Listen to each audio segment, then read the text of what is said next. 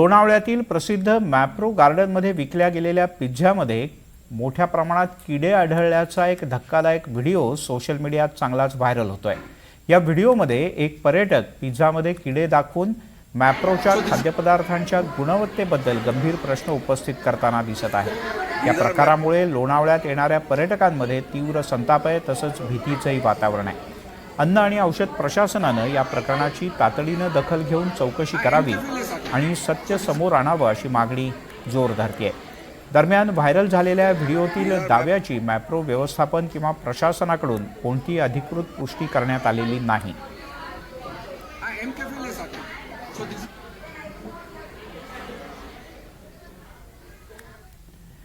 अहिल्यानगर शहरातील Maliwada bus stand जवळून एका हातगाडीवरून बाबासाहेब आव्हाड या युवकानं 3 चिक्कीची पाकिटं खरेदी केली होती।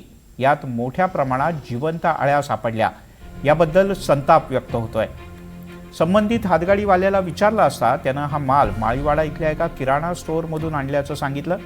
जिल्ह्यात अनेक दुकानांमध्ये अशा प्रकारची सुट्टी चिक्की विकली जाते, तर काही ठिकाणी आळ्या आढळण्याचे प्रकार गेल्या काही दिवसात घडले आहेत।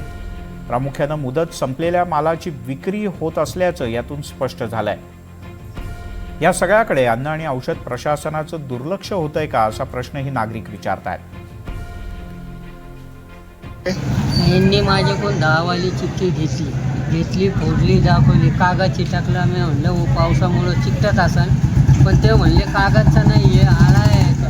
तर म्हणलं चला जिथून घेतलेलं की तुम्हाला नेऊन दाखवतो। जिथून घेतली तिथं गेलो तर ते दुकानदार म्हणतो माझ्याकडे चिक्कीच नाही, आणि मी तिथूनच घेतलेली आहे, मी कशाला खोटं बोलू। जिथून घेतली तिथंच म्हणणार।